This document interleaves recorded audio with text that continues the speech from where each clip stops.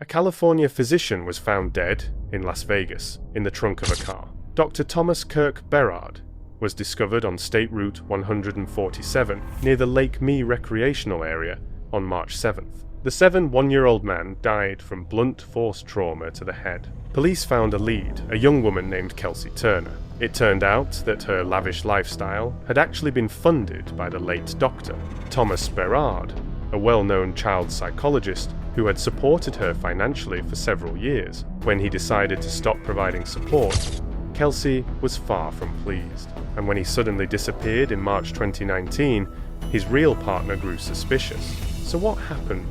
Was Kelsey guilty? Why was she nicknamed Bad Barbie? And how did this terrifying story unfold? Before we dive in, I want to ask you to like and subscribe to the channel. Also, I'm curious, how do the stories I share affect the lives of my subscribers? Tell me how it impacts you. I'd love to read your thoughts. Now, let's get started. We return to California, a place familiar to many of us. Although our story ends in Las Vegas, we'll begin in the lesser-known city of Salina, located south of San Francisco along the coast. In the past, murders rarely shocked a city of 163,000 people. It was just another tragic episode in the endless conflict between rival groups. But when a well-known or beloved resident died, it immediately became the talk of the town. That was the case in March 2019, when news spread that one of their locals had been found dead 450 miles from home. It all began on the morning of March 7, when Las Vegas police received a call from a concerned citizen. He was driving alone through the Lake Mee National Recreation Area, about 30 kilometers east of the city, when he came across a disturbing sight. A car abandoned in the middle of a dusty stretch of Route 147. It was later identified as a blue Mercedes-Benz C300. This wasn't the kind of vehicle people usually leave in the middle of nowhere. Something was clearly wrong. After a brief pause, the man called emergency services. When police arrived, they inspected the car parked along the road, covered in dust, with a broken window. Nearby, they noticed a stone, possibly a clue about what had happened. Cautiously entering the vehicle, officers saw empty seats and almost nothing left inside. But then a sense of unease hit them. The air felt heavy, and they caught the unmistakable scent of death coming from the trunk. It was clear they were about to find something horrifying. They decided to open the trunk, and, unfortunately, their suspicions were confirmed. Inside lay the body of an elderly man, likely between 60 and 70 years old, partially wrapped in sheets.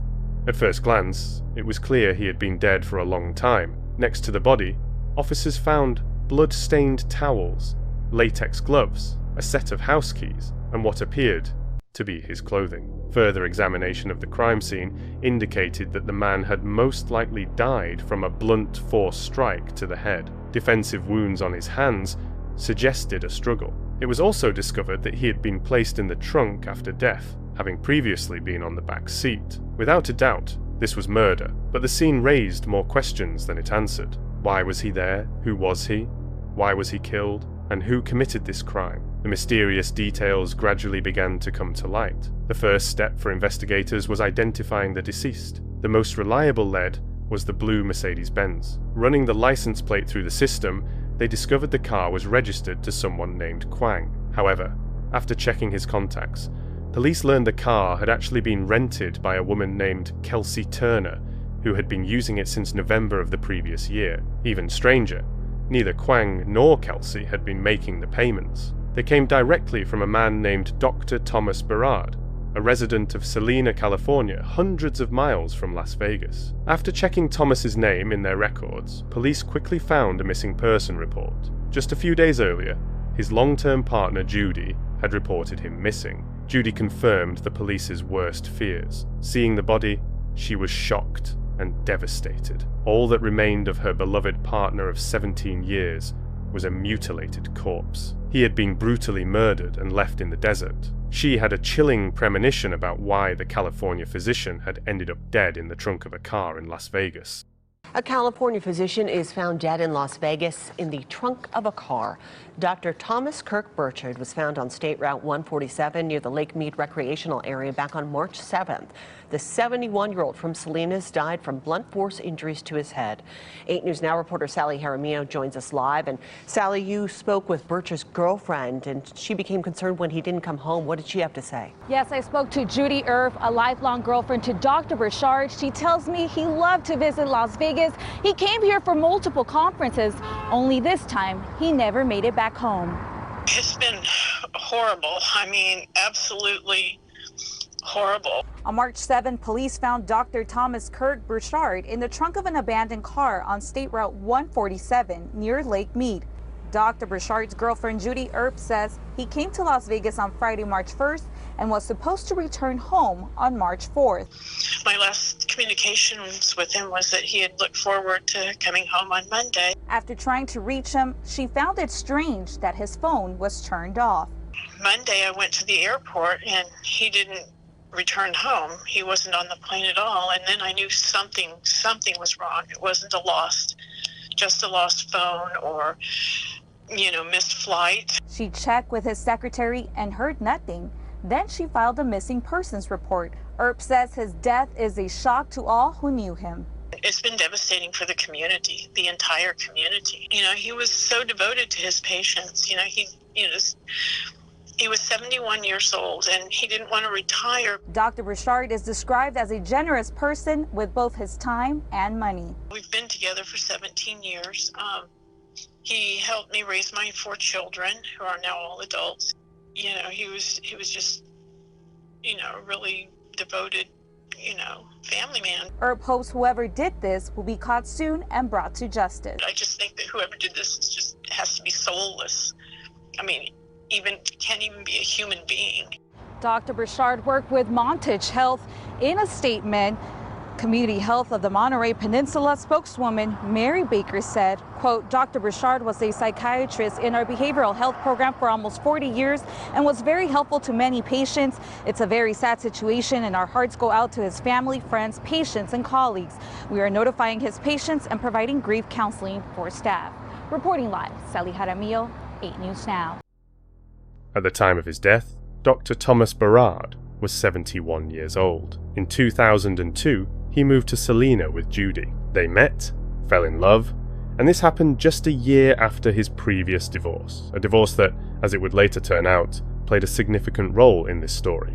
Thomas was more than just a name in the community. As a child psychologist, he had a calm demeanor and a gift for putting people at ease. His patients truly adored him. He entertained them with tricks and jokes, supported families through difficult times. It was no surprise that his caring nature and dedication to his profession made him a respected doctor. He genuinely loved his work almost as much as his patients valued him. After 4 decades at the community hospital of the Monterey Peninsula, retirement was on the horizon, but Thomas wasn't the type to simply step away. Instead, he shifted to a 4-day work week so patients could get the care they needed. More free time allowed him to enjoy life outside of work, spending more time with Judy and frequently traveling to Las Vegas and other US cities. Sometimes they attended medical conferences, and other times they simply enjoyed the city. On March 1st, 2019, Thomas booked another trip to Las Vegas, this time on his own. The purpose of the trip was not related to Judy. He planned to meet with another woman. It's important to note that Judy was fully aware of this woman's existence. Their relationship was more complicated than it appeared at first glance. It was a short weekend, and Thomas was supposed to return home on Monday, March 4th. The trip was not meant to be romantic or sexual, just business meetings, or so Judy thought. But on March 3rd, Thomas had not arrived at the airport or boarded his flight, which caused serious concern for Judy. Judy was surprised that he hadn't contacted her the day before, but the fact that Tom didn't respond on the day of his return was highly unusual. There were also less obvious reasons for concern. Judy suspected that Tom might have been in the early stages of dementia, which could explain the lack of communication over the past few days. It's worth noting that Tom had apparently sent her messages, but according to Judy, they didn't resemble his usual style at all. The language was crude, awkward, completely unlike how he normally communicated. Judy suspected that someone might have been trying to impersonate him. In response to his disappearance, Judy called the Las Vegas police and asked them to check on Thomas's welfare, as well as the woman he was supposed to meet. That woman was Kelsey Turner, the same Kelsey who, it turned out, had rented the Mercedes. For investigators, the case was already beginning to fall into place. The key pieces of the puzzle were there. The next step was establishing the connection between Thomas Berard and Kelsey Turner. Judy, eager to help clarify the circumstances of his disappearance, fully cooperated with investigators and revealed critical details that became key to the investigation. She revealed everything she knew about his relationship with Kelsey, at least from her perspective, and from this point of view, let's dive into the troubling world of Kelsey Turner. Detectives, examining her profile, learned that Kelsey was a 5-year-old single mother living in Las Vegas. She was born on May 5th, 1993, to Samantha and Christopher Ingram. As a child, the family moved from Norfolk, Virginia to Jonesboro, Arkansas, where she stayed through college. At Arkansas State University, Kelsey was known as an attractive girl, but nothing particularly remarkable. I want to emphasize this, because despite her inflated ego, she really didn't stand out academically. Like many girls of her generation, Kelsey began building a social media presence, but her true passion turned out to be modeling, not academic achievement. After graduating, she decided to move to Salina, California, to pursue a career as a pin-up model, and this attempt, at least temporarily, yielded results. With her golden blonde hair and nearly flawless skin, Kelsey fit the typical standards of modeling agencies. She landed a series of small contracts, mostly for local adult magazines. She can still be found on Instagram, where she brands herself as Bad Barbie. There are many provocative photos on beds, with drugs, sometimes showing intimate parts of her body. Through her online career, she amassed over 115,000 followers and even secured a few sponsorship deals. But as her ambitions grew, Kelsey began to feel her opportunities were limited. Her next move was Las Vegas. There, her career picked up momentum, and she began building her own name, landing contracts with well-known brands like 110 and Maxim. Her most notable work came in 2017, when she appeared in Playboy Italia. From that moment, her online presence skyrocketed. By 2019, she had over 100,000 Instagram followers closely watching her Las Vegas life. Red carpet events, glamorous parties, professional photo shoots, often provocative. Despite numerous admirers, Kelsey's personal life was far from perfect. She had several short-term relationships, but the men she attracted often turned out to be problematic. For example, her partner Greg. They dated after Kelsey moved to Las Vegas and had a son, but the relationship didn't last. In January 2019, Greg was arrested for choking and domestic violence. One can only imagine what their relationship was like before that. After the breakup, Kelsey was left to raise her son alone. She rented a house in Las Vegas, living there with her mother and son, but throughout 2019, she spent less and less time there. Instead, she rented a separate apartment with her new boyfriend, John Logan Kennison, and close friend, Diana Pena. It's worth noting that both would later play key roles in this story. Despite her past success, Kelsey's career began to stall. Even working with Playboy Italia didn't provide financial stability. Soon, it became difficult for her to pay bills, support her son, and maintain the luxurious lifestyle she was used to. In such a situation, a bright and ambitious person needs to find a way out. Perhaps find a steady job and seriously consider the future. Long-term planning? Sure, maybe that should have happened, but we're talking about Kelsey Turner, so none of that occurred. And this is exactly where our story intersects with the wealthy doctor, Thomas Berard. According to Judy, who was fully aware of their communication, Tom met Kelsey online. They began exchanging messages, forming a relationship that, from the outside, looked almost transactional. While no one could say exactly what these interactions truly were, all signs pointed to Tom becoming Kelsey's sugar daddy, an older man who financially supported a younger woman in exchange for attention and companionship. Although sugar daddies typically seek more than just messages, it appears Tom never crossed that line. He was more like a therapist. In the letters, Kelsey often confided in Thomas, describing how difficult it was to be a young mother with limited finances. She painted a picture of desperation that seemed to tug at Tom's generous heart and prompted him to provide financial support. Despite differing opinions about their dynamic, one thing was clear: Tom genuinely wanted to help. It's also worth noting his charitable nature in other areas of life. According to Judy, he could perform tricks, turning a single dollar into hundreds, and give it away to someone in need. He always tried to help people and listen to anyone with a sad story. And, of course, some tried to take advantage of that. Remember the house she rented for herself, her son, and her mother, as well as the other apartment she shared with 2 roommates? It turned out both were funded by Tom. $3,200 per month for the house was paid directly from his account, and records show he had been doing this for at least a year, over $38,000. But that wasn't all.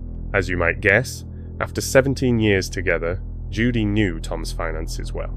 It was known that he was wealthy, but when she told authorities that Tom had spent over $300,000 on Kelsey over the years, they were shocked. It turned out Tom did the same with other women. Over decades, he met young beauties online, made them his sugar babies, and generously gave money and gifts in exchange for attention. It's clear this contributed to the breakup and divorce in 2001. Knowing about Tom's relationship with Kelsey, Judy tried to view it more leniently. Besides, this wasn't the first time Tom had helped someone in need. But the difference was that Kelsey turned out to be a master manipulator. She learned to exploit his compassion and kindness for her own benefit. Constant crises with bills, threats of eviction, or medical needs for her son. Tom and Kelsey's relationship was complicated and atypical. What started as a simple financial arrangement gradually became something tangled. Tom became increasingly emotionally invested, and Kelsey grew more dependent. But the most important woman in his life remained Judy. She could no longer watch all this unfold. She strongly urged Tom to stop financially supporting Kelsey. His generosity was getting out of control, and Kelsey was taking advantage of him. His finances were nearly depleted, leaving little for retirement and for Judy. At first, Tom hesitated, as Kelsey had supposedly claimed her current boyfriend was abusive, that she had no money to leave and nowhere to go. Perhaps, out of guilt or concern, he felt responsible for her welfare, but eventually, Tom agreed it was time to end their arrangement. Before the final break, he decided to see for himself whether Kelsey was truly as desperate as she claimed. He booked a flight for March 1st to meet her in person and deliver the bad news. Unfortunately, this ended in tragedy. The next day, after arriving in Las Vegas, Tom called Judy, furious. What he saw didn't match Kelsey's words at all. She wasn't suffering, wasn't desperate, and wasn't even living full-time with her mother and son. He also didn't notice any signs of abuse. Tom felt deceived, and of course, this upset him deeply. The last message he sent Judy was, "I need to see everything for myself. Kelsey is a real liar." The next thing Judy knew, Tom had missed his flight home after telling Kelsey he was ending their arrangement. That's when Judy contacted authorities, asking them to check on his welfare. Police arrived at Kelsey's house on March 5th, 2 days before Tom's body was found. But without a warrant, they had no right to enter. And, strangely enough, no one was home. Through the windows, officers noticed that the house was nearly empty and carelessly cleaned. The back windows were wide open, and the front door was unlocked. But without a warrant, no entry. According to the landlord, Tom had prepaid the rent from December 2018 through June 2019, leaving 3 months still covered. So it was odd to see the house empty and apparently vacated early. None of these facts made sense until Tom's body was discovered. After that, the police had enough grounds to enter the property. During the search, no one was there, not Kelsey, her family, or her boyfriend John, but a careful inspection revealed signs of a violent... One of the interior doors was broken in half, and there were bloodstains on the walls and floor. Forensic analysis found fingerprints belonging to Kelsey, John, and Diana. Cleaning supplies were scattered around the house, indicating a rushed but incomplete attempt to erase traces. In the bathroom, towels matching those found with Tom's body were discovered. Among the remaining personal items was his notebook, which offered a chilling insight into the dynamics of Tom and Kelsey's relationship. According to his notes, Kelsey occasionally blackmailed him, threatening that if he didn't pay her regularly, She would tell friends, family, and his workplace that he allegedly possessed illegal material involving minors. It's important to note that thorough forensic investigation found no evidence of these claims. Everything, to the best of available knowledge, was fabricated. For a respected child psychologist, even the hint of such allegations would have been devastating. With these horrifying discoveries came one question: where had Kelsey gone? Neighbors reported seeing Kelsey, John, and Diana leave the house on March 6th, but no one had seen them since, suggesting a deliberate flight from the crime scene. Police checked Kelsey's second apartment, but it was also empty, and offered no clues. The best chance to track the fugitives lay in phone records, which authorities gained access to on March 12th. The data showed that Tom's phone went silent on March 3rd, while the phones of Kelsey, John, and Diana left the house together on March 6th. This indicated that Tom was likely killed between those dates. Police launched a manhunt for Kelsey, John, and Diana, but despite their efforts, the three vanished, literally leaving no trace. Then, unexpectedly, a few days later, Diana showed up at the police station herself. Why? It was a tactical move. She confessed her involvement in Tom's murder and tried to cooperate with authorities in exchange for a reduced sentence. This is how the story of Tom's final trip to the City of Sin began to unfold. On March 2nd, Diana met Tom for the first time. She had just finished her shift as a bartender and asked Kelsey for a ride home. When the blue Mercedes pulled up, it wasn't Kelsey behind the wheel, it was the doctor himself. Not knowing the city, Tom handed his phone to Kelsey so she could open Google Maps. But instead of helping with directions, she had other plans. At that moment, Kelsey violated Tom's privacy by looking through his messages and made a shocking discovery. There were messages to her mother in his inbox. But before jumping to conclusions, these messages weren't confrontational at all. Tom was writing to Kelsey's mother because he was concerned about her lifestyle, not just the alcohol and drugs, but also the well-being of her son. But Kelsey, as usual, didn't appreciate the concern and erupted in anger. Tom insisted he was acting out of care, but couldn't ignore the harmful effects of drugs and alcohol on her life. Meanwhile, Diana watched from the background as the argument escalated. Tom didn't understand why Kelsey was so furious, since he was only trying to help. He even said he loved her, but not the drugs. Instead, Kelsey became even more aggressive, shouting, accusing him of cheating, and even starting to hit him. When they arrived at the house, the situation worsened with her boyfriend, John. Remember, Kelsey had told Tom before that John could be violent? That was never proven, but it was clear that neither Kelsey nor John wanted their free lifestyle to end. In a panic, Tom hid in the guest room, but Kelsey, still enraged, turned to John and ordered, "Take care of Tom!" John burst into the room with a baseball bat and attacked him. Diana, shocked, managed to fend John off. The elderly man, unfortunately, fell to the floor. She begged for him to be taken to a hospital. To calm Diana, John and Kelsey agreed to put Tom in the trunk of the Mercedes and promised to find a doctor. At that moment, Tom weakly spoke to Diana. "They're going to kill me, aren't they?" Kelsey and John told her to go upstairs and clean up the mess in the room. As Diana walked away, she heard Kelsey tell John, "Finish the job." Hearing a loud noise, Diana rushed downstairs and saw John holding a gun, already covered in blood, as was Tom. Kelsey coldly told Diana, "He's dead." Although no shots were fired, Tom was effectively killed by a blow from the gun. After that, Diana, stunned, seemed paralyzed and mindlessly started washing dishes in the kitchen. Meanwhile, John shoved Tom's body into the trunk and fled, leaving the car with the body in the desert. In the house, Kelsey and Diana tried to erase all traces of the crime. When John returned, the three of them fled. The guilt slowly weighed on Diana. Although she initially ran away with the pair, she eventually convinced them to let her go, and immediately turned herself in to the authorities. After that, the police had a complete picture of the events. The hunt for Kelsey and John intensified. They stayed completely silent for over a week, but on the 21st of March 2019, following a tip from Stockton police, Kelsey Turner was finally arrested and brought to Las Vegas, where she was placed in a holding cell awaiting trial. Playboy model has been arrested in the case of a California psychiatrist who was murdered in Las Vegas earlier this month.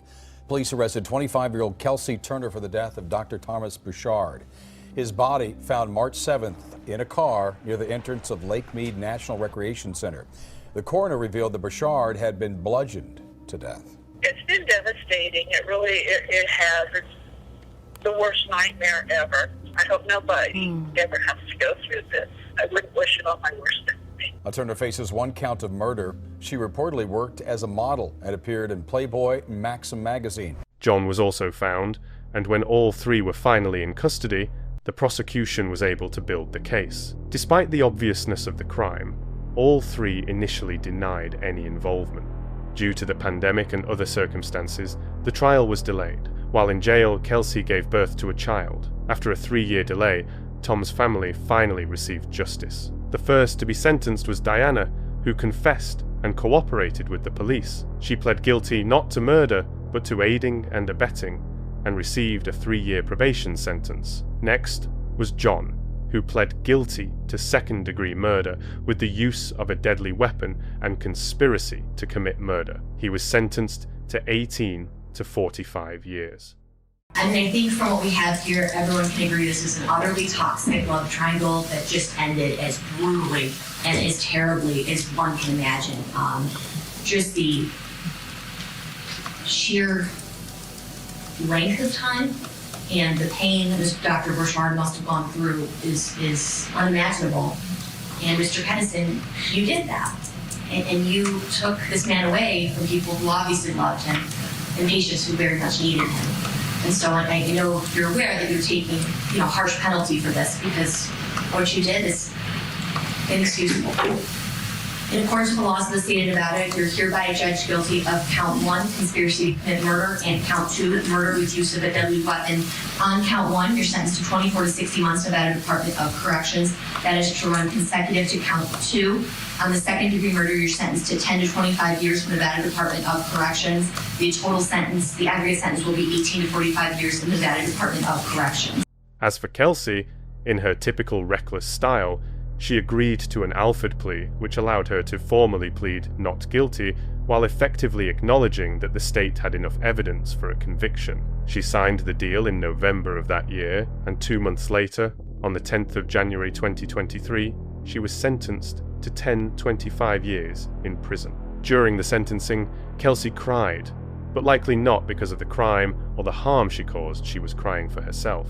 The lead prosecutor summarized her attitude perfectly. She was willing to leave a man she had known for years, who supported her and her child financially, to rot in the trunk of a car in the desert, a car Tom paid for. This vividly shows just how selfish and heartless this woman was. Personally, I believe she deserved a much longer sentence. This person, obsessed with drugs, partying, and her own ego, exploited not only Tom's money, but also his kindness. She didn't care about him or his life, she only wanted the dollars he had earned over the years. She didn't even do the dirty work herself, but ordered John to kill Tom, who ended up receiving a harsher punishment as a result.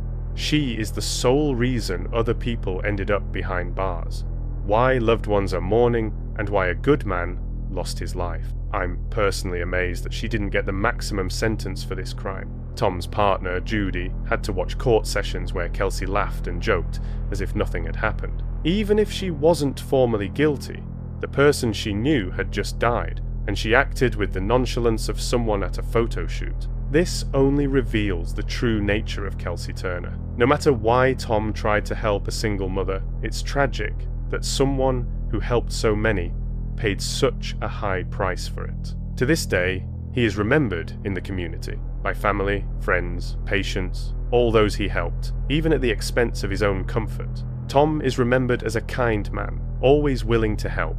Judy still mourns Tom and often imagines him walking through the door, even though deep down she knows it will never happen. That concludes the story. I'd like to hear your thoughts. What do you think about Tom's actions? And what about Kelsey? Share your comments. This has been Detective Mackey. Until next time.